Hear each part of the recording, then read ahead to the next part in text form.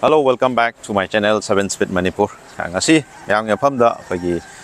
7 Speed Manipur ngasi di mayamgi tedok hindona pamnaga do makalgi gari habatare Fortuner haiba Fortuner si mayamna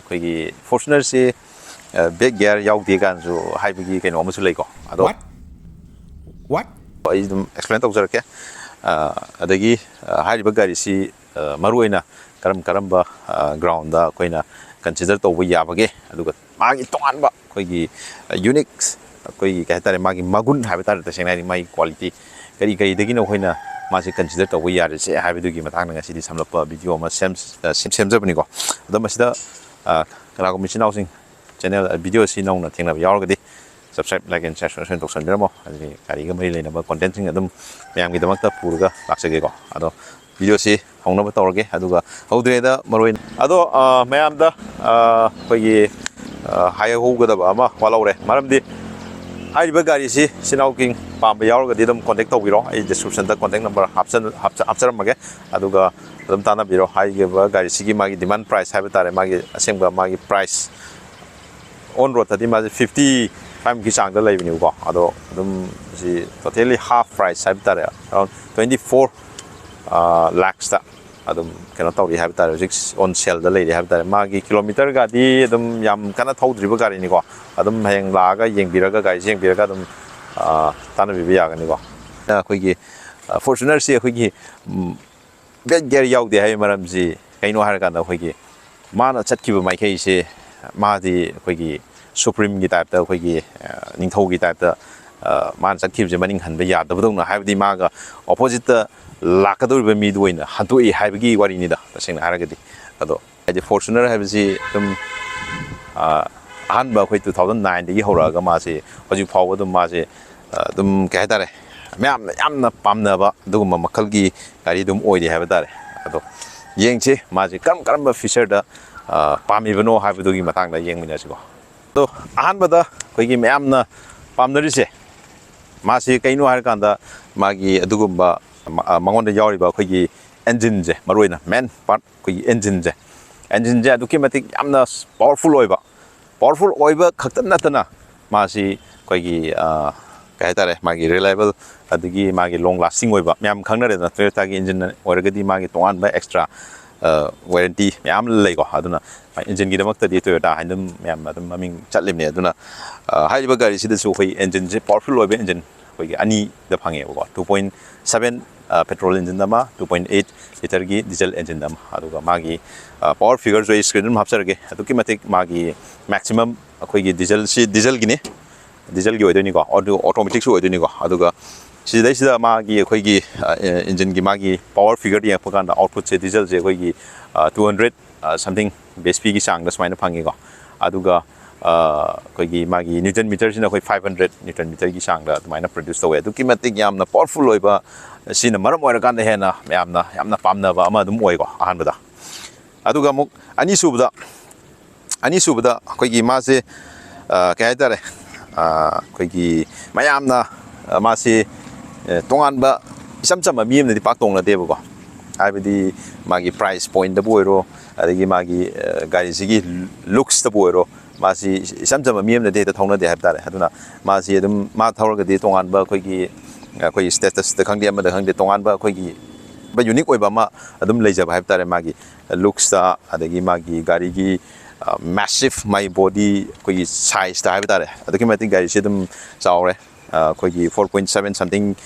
mm gi sang do 4000 mm 5000 nearly 5000 myam ki sang adum oi da gari jam chawre ko aduna gari sidum thawgradi koi gi thangna bada site da ai ga thaina bada habtare ayamba siga thainam loi ping ure badum aduna gari sigi ani subda mai size magi looks adigi magi unique oiba khogi tongan ba khogi MLA minister singna su yamna pamda su sinai ko sumbaja aduna sina maram kan magi yamna pamnai je sina ani subda oina thamjarage aduga aduga koigi ahum subagi maram haiba tare ahum subagi maram je kaino hakana kuji gari se aduki masik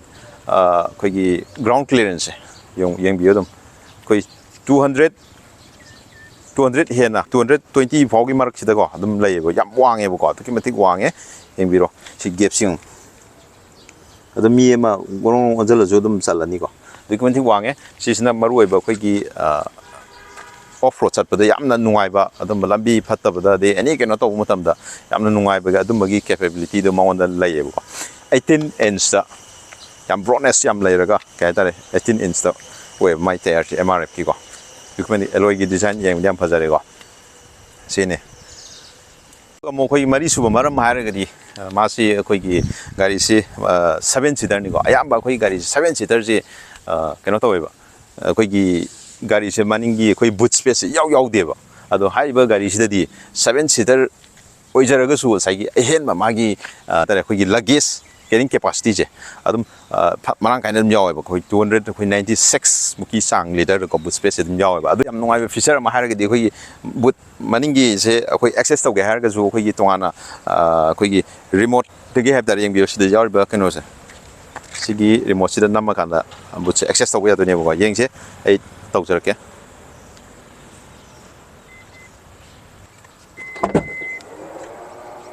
mà nó hàng anh ấy da yam na koi problem cái số lấy thế sẽ được cho koi thiên nhiên cái hàng cái cho koi cái đó phải phải cái trình hình rồi đấy rồi nằm bia cái đó nhà đấy quá đó xí yang bia to sai cái mà những cái set anh ấy sẽ fall tàu cái đi lấy cái gì à đó sẽ thà đó cái anda koi magi koi luggage carrying capacity mai cái nó sẽ xí chút mà anh cái nó đâm phăng cái một si na maram mor kan ma si hen koi ka ta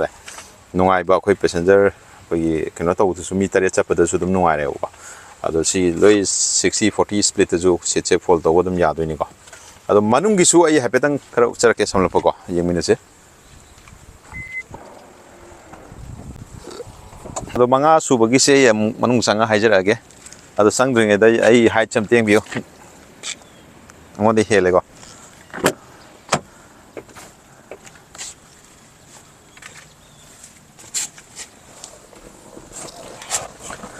ado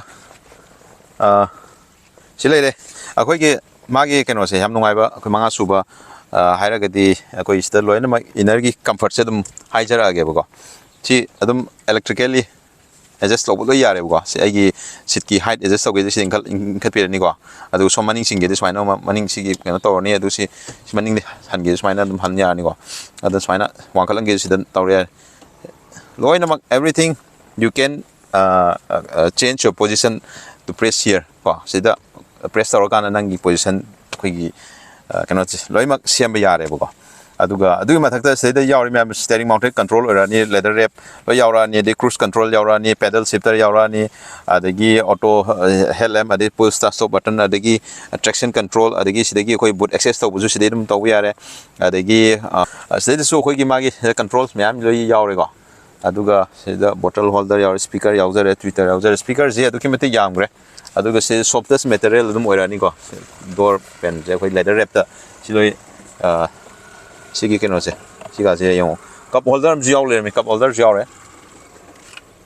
yamna phajaba keno ne feature ni haitare AC vent silver finish color na yaw re adu se de jo khoi infotainment me de jo loimak yaw re sieng biro koi gi lei steering ji gi koi gi keno se ada se koi gari se magi safety rating ju magi dum wange ko adu ga magi keno se koi gi manung gi layout mai product quality se pochi ge adum yamna phajana quality dum maintain tawba keno tawi ko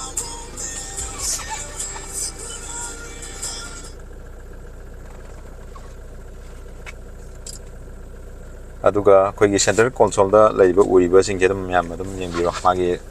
magi koi gi touch infotainment ko adi sida leather wrap finish kalona lo yawre ko aduna koi gi khu gi thengbo ko pada nuai taba dum su kaim la ro adi sida cup holder ani yawjara ani AC ado sif automatic oideni ko automatic sida mu koi 4x4 da mu par ka deni ko sida magi adu gi keno man lo yawjara adu hill descent control sum yawjare ko magi sida adu traction gi ju control sum yawjare aduga sida koi passenger airbag ki off on tawgi keno facilities ni jawa ba aduga sigi koi navigation tawwa dei kari koi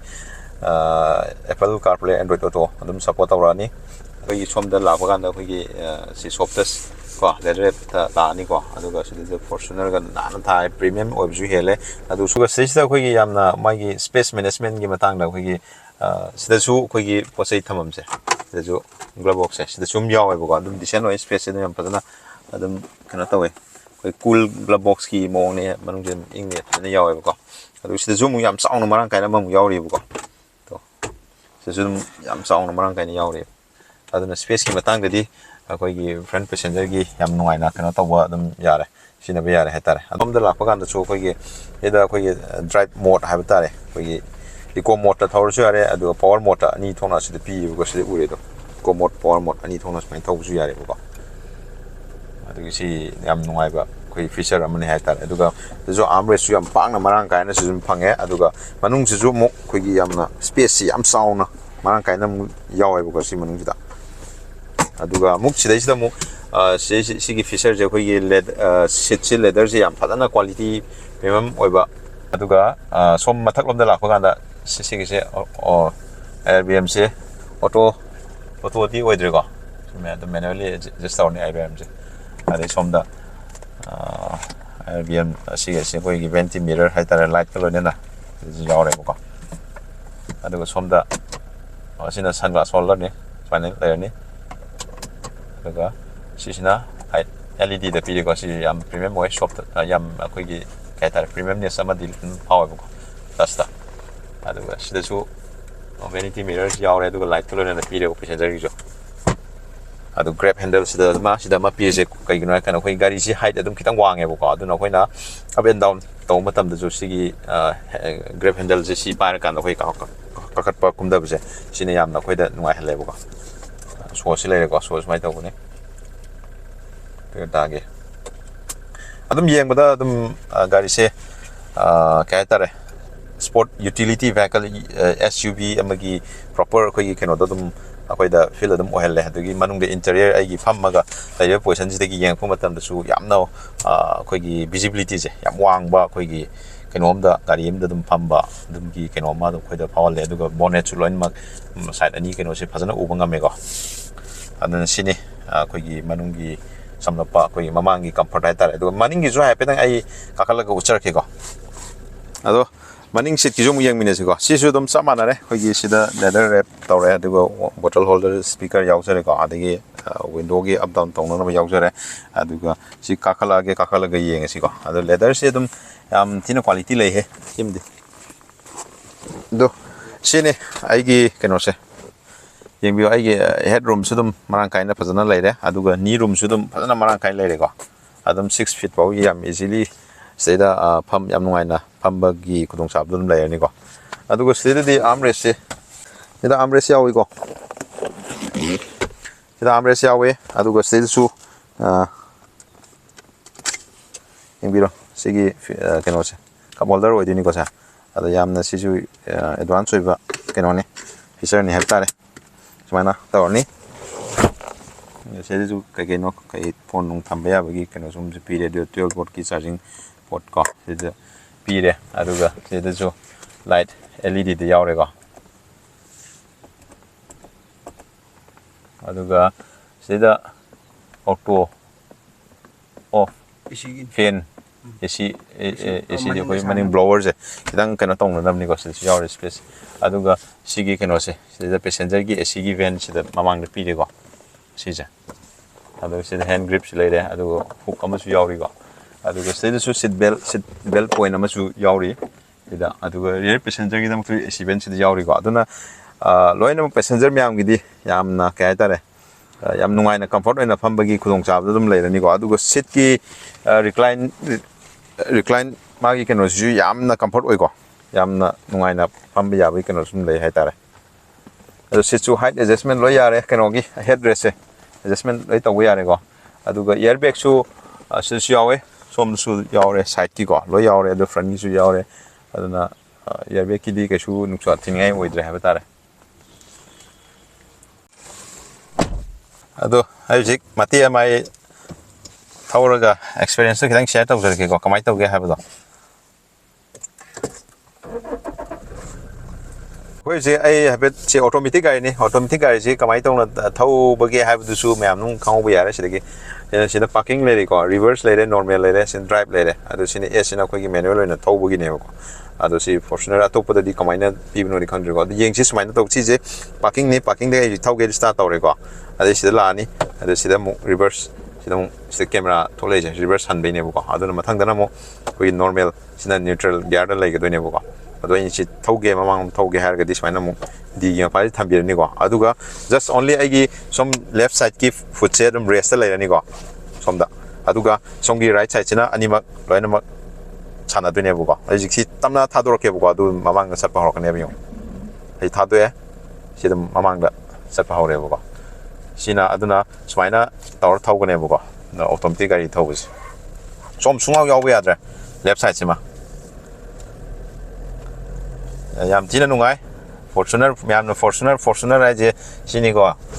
ꯌꯥꯝ ꯊꯤꯅ ꯅꯨꯡꯉꯥꯏꯔꯦ ꯑꯗ ꯃꯌꯥꯝ Fortuner ꯊꯧꯔꯒ ꯑꯇꯩ ꯊꯧꯔꯗꯤ ꯀꯩꯁꯨ ꯊꯧꯅꯤꯡꯗꯧ ꯃꯥꯟꯗꯦ ꯍꯥꯏꯕꯗꯤ ꯁꯤꯗꯒꯤ ꯃꯈꯥ ꯇꯥꯕ ꯒꯥꯔꯤꯁꯤꯡ ꯑꯩꯈꯣꯏꯒꯤ ꯍꯦꯠꯆꯕꯦꯛꯀꯨꯝꯕ ꯅꯣꯔꯃꯦꯜ ꯍꯦꯠꯆꯕꯦꯛꯀꯨꯝꯕ ꯊꯧꯕꯗ ꯀꯩꯁꯨ ꯅꯨꯡꯉꯥꯏꯒꯗꯧ ꯃꯥꯟꯗꯦ ꯑꯗꯨꯒ ꯁ꯭ꯇꯤꯌꯔꯤꯡꯁꯦ ꯌꯥꯝꯅ ꯂꯥꯏꯠ ꯑꯣꯏꯕꯃꯛꯇꯤ ꯑꯣꯏꯗꯦꯀꯣ ꯍꯥꯏꯗꯤ ꯑꯗꯨꯝ SUV ꯑꯃꯒꯤ ꯄ꯭ꯔꯣꯄꯔ ꯃꯥꯒꯤ ꯀꯩꯅꯣꯗꯨꯃ ꯑꯗꯨꯝ ꯃꯉꯣꯟꯗ ꯆꯦꯜꯂꯦ ꯍꯥꯏꯕ ꯇꯥꯔꯦ ꯌꯥꯝꯅ ꯂꯥꯏꯠ ꯑꯣꯏꯔꯒꯗꯤ ꯑꯃꯨꯛ ꯌꯥꯝ ꯁ꯭ꯃꯨꯠ ꯑꯣꯏꯕ ꯀꯥꯔ ꯑꯩꯈꯣꯏ ꯅꯣꯔꯃꯦꯜ ꯁꯤꯇꯤꯒꯤ ꯀꯥꯔꯒ ꯆꯞ ꯃꯥꯟꯅꯔꯛꯀꯗꯣꯏꯅꯦꯕꯀꯣ ꯑꯗꯨꯅ SUVꯗꯗꯤ ꯈꯤꯇꯪ ꯁꯨꯃꯥꯏꯅ ꯈꯤꯇꯪ ꯇꯥꯏꯠ ꯈꯤꯇꯪ ꯑꯣꯏꯔꯞ ꯂꯨꯝꯂꯞ ꯂꯩꯕꯁꯦ ꯁꯤꯅ SUV ꯑꯃꯒꯤ ꯀꯩꯅꯣꯗꯣ ꯑꯗꯨꯝ ꯆꯞ ꯆꯥꯅ ꯂꯩꯍꯜꯂꯦ ꯍꯥꯏꯕ ꯇꯥꯔꯦ ꯑꯗꯣ ꯑꯗꯨꯝ ꯅꯨꯡꯉꯥꯏ ꯒꯥꯔꯤꯁꯤꯒꯤ ꯃꯥꯒꯤ ꯍꯥꯏꯠ ꯑꯗꯨꯝ ꯐꯖꯅ ꯂꯩ ꯑꯗꯨꯅ ꯒꯥꯔꯤꯁꯦ ꯑꯇꯩ ꯊꯩꯅꯕ ꯃꯇꯝꯗꯗꯤ ꯑꯗꯨꯝ ꯒꯥꯔꯤꯁꯦ ꯄꯤꯛꯇ꯭ꯔꯨ ꯂꯣꯏ ꯄꯤꯑꯦ ꯍꯥꯏꯕ ꯇꯥꯔꯦ ꯑꯇꯩꯁꯦ ꯍꯦꯛ ꯌꯥꯝ ꯆꯥꯎꯕ ꯃꯥꯜꯂꯦꯕ ꯇꯁꯦꯡꯅ ꯍꯥꯏꯔꯗꯤ ꯒꯥꯔꯤꯒꯤ ꯁꯥꯏꯖꯁꯦ ꯑꯗꯨꯛꯀꯤ ꯃꯇꯤꯛ ꯌꯥꯝꯅ ꯀꯩꯅꯣ ꯇꯧꯋꯦ ꯍꯥꯏꯕ ꯇꯥꯔꯦ ꯁꯤꯁꯤꯗ ꯑꯃꯨꯛ ꯑꯦꯁꯀꯤ ꯀꯩꯅꯣꯁꯤꯗ ꯑꯃꯨꯛ ꯊꯧꯒꯦ ꯍꯥꯏꯔꯒꯗꯤ ꯁꯨꯃꯥꯏꯅ ꯑꯃꯨꯛ ꯑꯩ ꯒꯤꯌꯔꯁꯦ ꯄꯥꯏꯔꯅꯤ ꯑꯗꯨꯒ ꯑꯦꯁꯇ ꯑꯃꯨꯛ ꯆꯪꯉꯅꯤꯀꯣ ꯑꯗꯨꯒ ꯁꯤꯒꯤ ꯑꯩꯈꯣꯏ ꯄꯦꯗꯜ ꯁꯤꯐꯇꯔꯁꯦ ꯁꯤꯗ ꯑꯃꯨꯛ ꯁꯤꯗꯩꯗ ꯑꯃꯨꯛ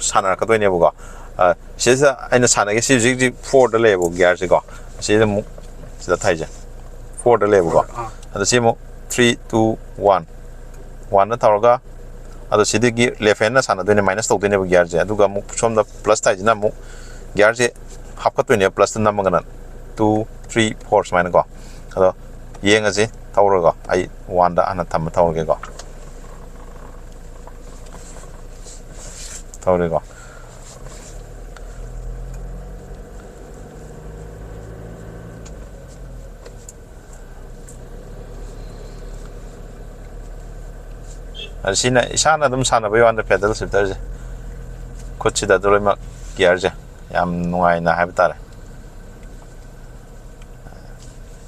ꯑꯗꯣ ꯃꯌꯥꯝ ꯒꯥꯔꯤ ꯊꯧꯕ ꯃꯇꯝꯗꯗꯤ ꯁꯤꯠ ꯕꯦꯜ ꯐꯥꯕ ꯀꯝꯄꯜꯁꯔꯤ ꯐꯥꯕꯤꯒꯗꯕꯅꯤ ꯑꯗꯨꯒ ꯒꯥꯔꯤ ꯃꯆꯥ ꯊꯧꯅ ꯍꯦꯜꯃꯦꯠꯇꯤ ꯁꯣꯏꯗꯅ ꯎꯞꯄꯤꯒꯗꯧꯅꯤ ꯑꯗꯣ ꯉꯁꯤꯒꯤꯗꯤ ꯁ꯭ꯋꯥꯏ ꯁꯨꯝ ꯂꯣꯏꯁꯤꯟꯖꯔꯒꯦ ꯑꯗꯣ